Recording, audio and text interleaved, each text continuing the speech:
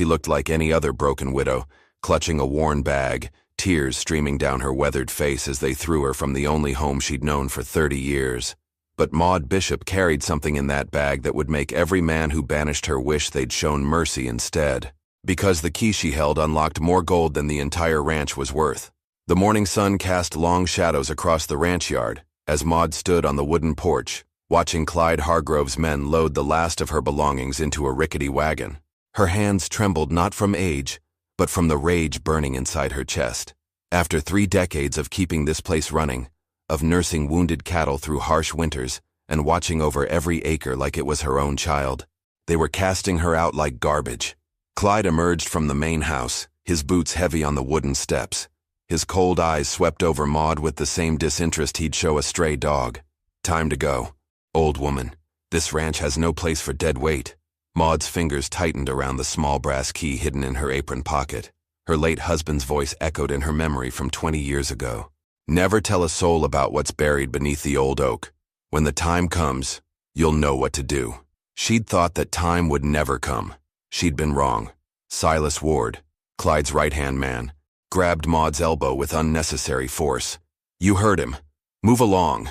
His grip left bruises on her thin arm, but Maud bit back any cry of pain. She wouldn't give them the satisfaction.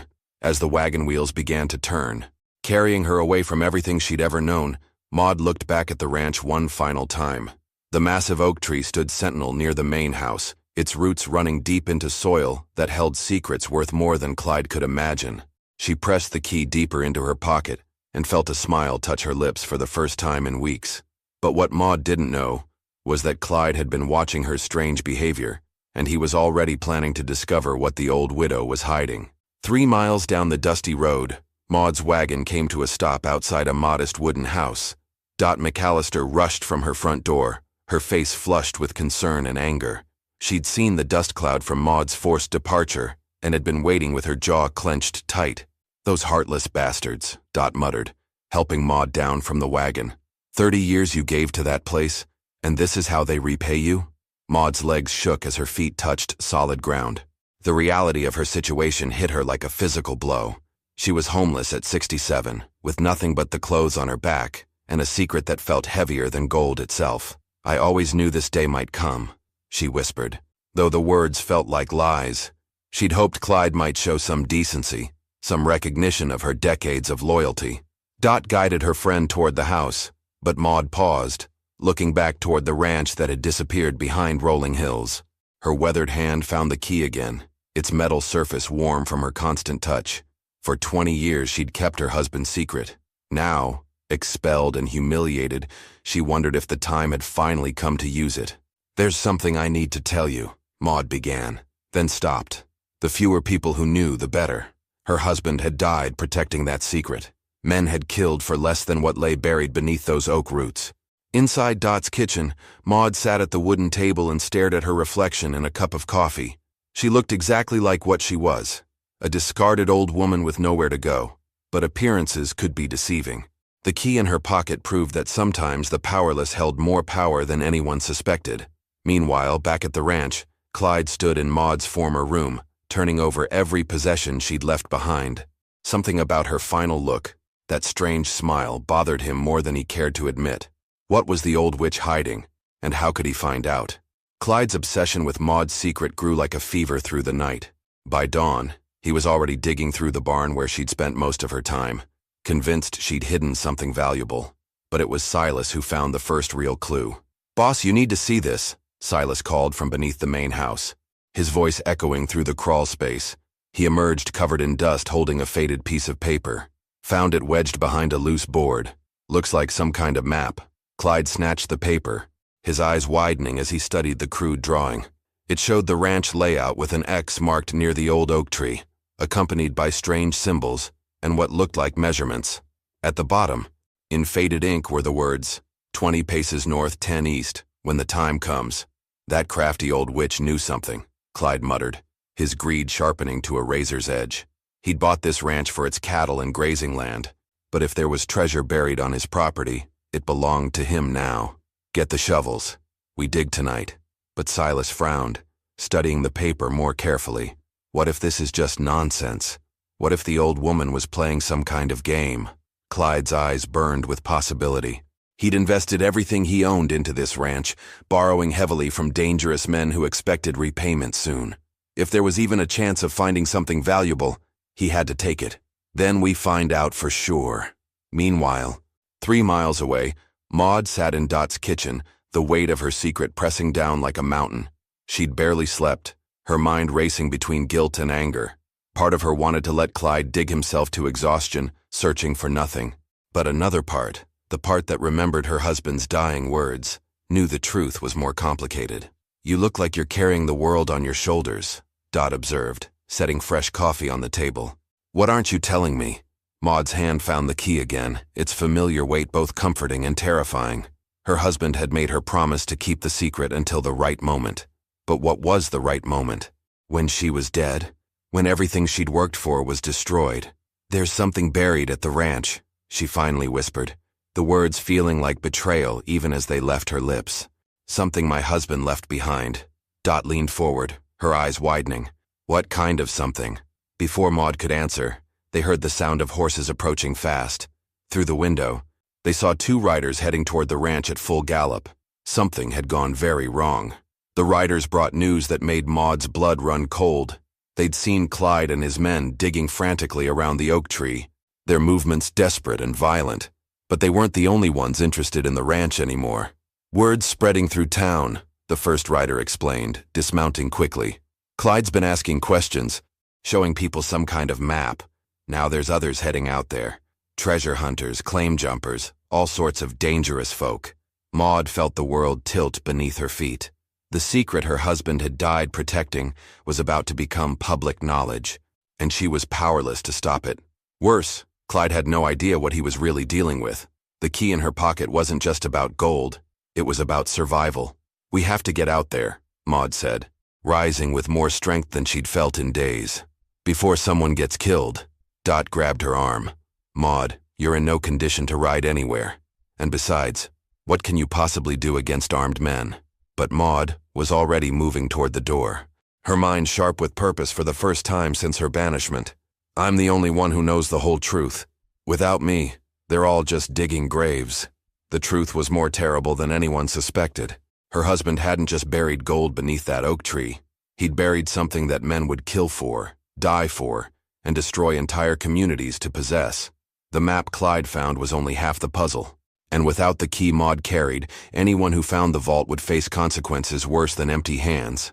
As they prepared to leave, Dot grabbed a rifle from above her fireplace. "If we're doing this, we're not going unarmed." Maud nodded, her weathered fingers closing around the brass key one final time.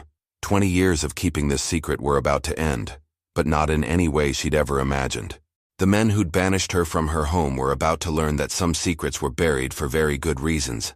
But as their wagon rolled toward the ranch, none of them saw the group of armed strangers already watching the property from the hills above. The scene at the ranch was chaos. Clyde and his men had torn up half the ground around the oak tree, their shovels striking rock and root but finding nothing but dirt and frustration. But they weren't alone anymore. 3 other groups had arrived, each claiming rights to whatever treasure lay buried on the property. Maud's wagon crested the hill just as the first gunshot rang out.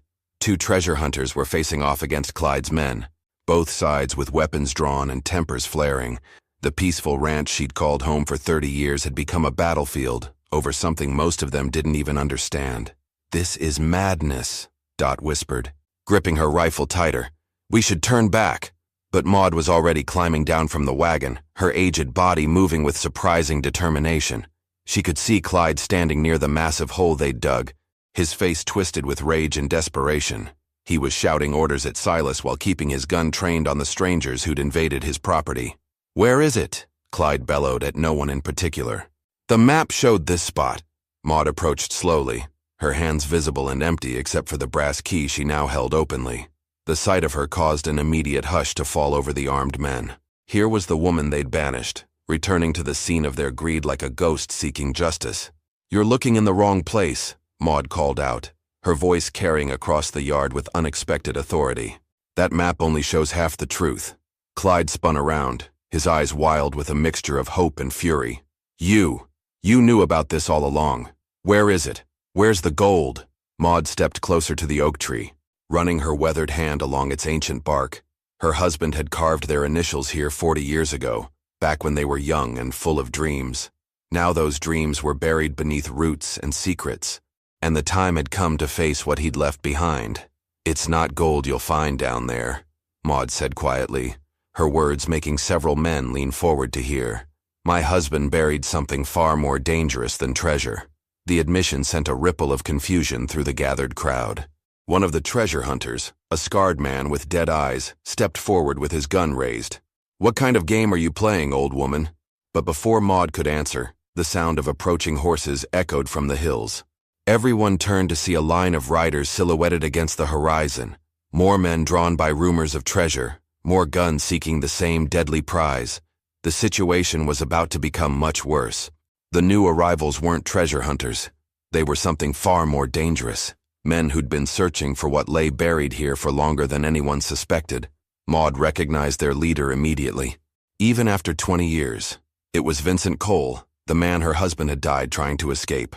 Well, well, Vincent called out as he rode into the ranch yard, his 6 companions spreading out to surround the group. If it isn't little Maud Bishop, still playing guardian to secrets that don't belong to you. Maud felt her heart hammering against her ribs, but she kept her voice steady. Vincent, I wondered when you'd finally track us down. Clyde looked between them, confusion mixing with his growing panic. What the hell is going on here? Who are these people? Vincent dismounted slowly, his hand resting casually on his gun. We're the people your treasure map brought out of hiding. You see, what's buried under that tree was stolen from us a long time ago. We've been looking for it ever since. The truth crashed over Maud like a cold wave. Her husband hadn't just buried treasure, he'd buried stolen goods. Evidence of crimes that powerful men wanted to stay hidden forever. The brass key in her hand wasn't just about wealth, it was about secrets that could destroy lives and topple governments. Thomas thought he was so clever, Vincent continued, his eyes fixed on Maud. Stealing our records, our proof, our insurance against betrayal. He thought burying it would keep it safe. Silas stepped forward, his gun trained on Vincent. This is private property. You need to leave. Vincent's laugh was cold as winter wind. Private property built on stolen land, boy. Everything here belongs to us by right. Maud realized with growing horror that the situation had spiraled beyond any control. These weren't just treasure hunters anymore. These were men who'd killed before and wouldn't hesitate to kill again.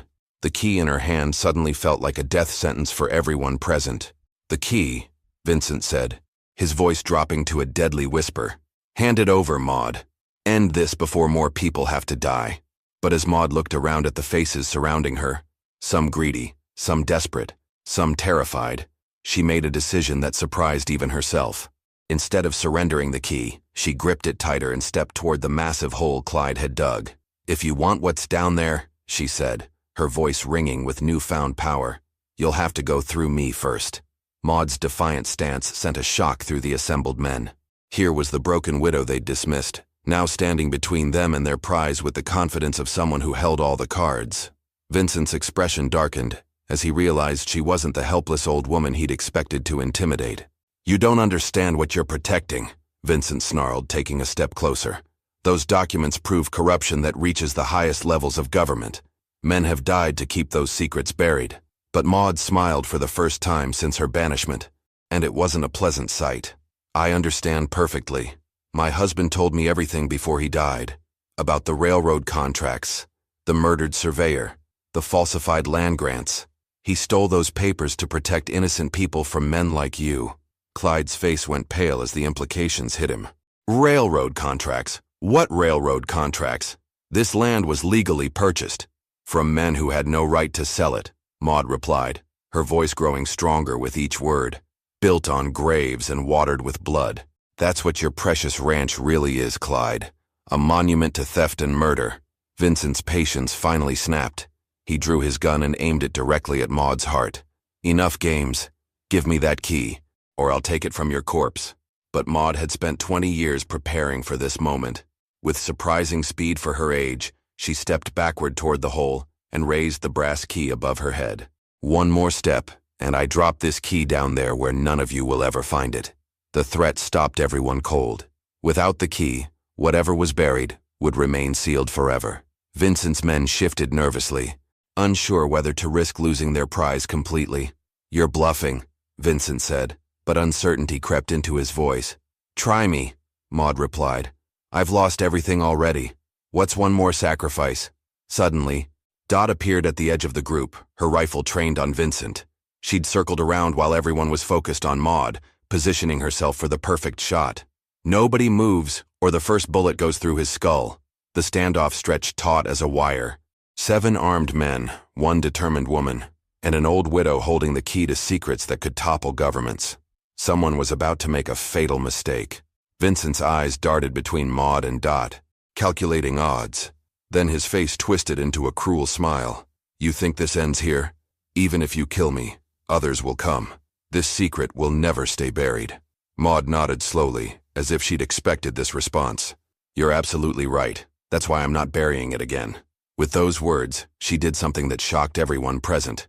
Instead of dropping the key, she inserted it into a hidden lock built into the oak tree itself.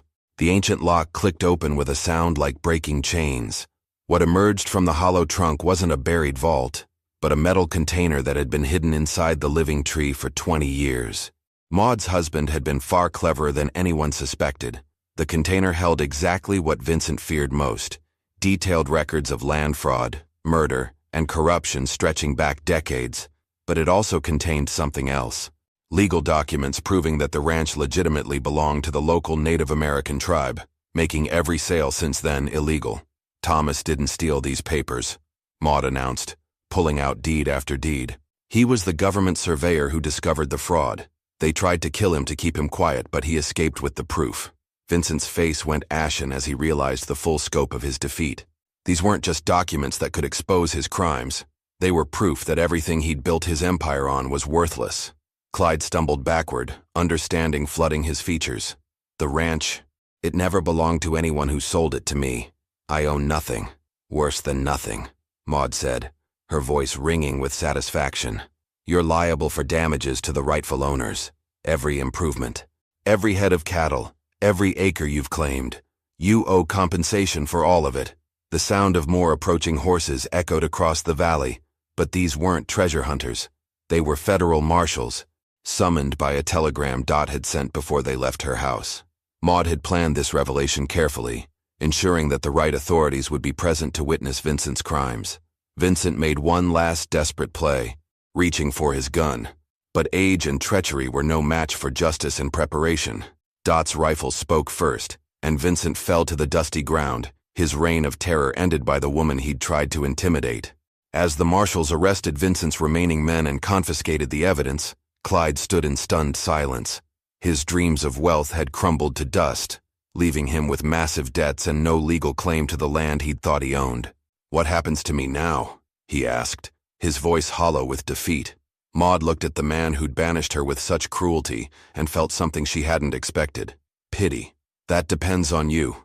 The tribal council might be willing to let you work the land as a tenant, if you prove you can treat people with respect." 6 months later, Maud Bishop sat on the porch of her restored home, watching the sunset paint the sky in shades of gold and crimson. The ranch now operated as a cooperative between the tribe and reformed settlers who'd proven their worth through honest work. Clyde labored in the fields he'd once owned, learning humility one sunrise at a time. The key that had unlocked so many secrets now hung on a chain around Maud's neck, a reminder that justice, though sometimes delayed, was never truly buried. She'd returned home not as the broken widow they'd cast out, but as the keeper of truth they never saw coming. Sometimes the powerless held the greatest power of all. If you enjoyed this story, click the video on your screen now to watch another unforgettable tale from the Wild West, where courage and destiny collide in ways you never expected. Don't forget to subscribe and consider a super chat to help us keep bringing you more stories like these. Your support means everything to us.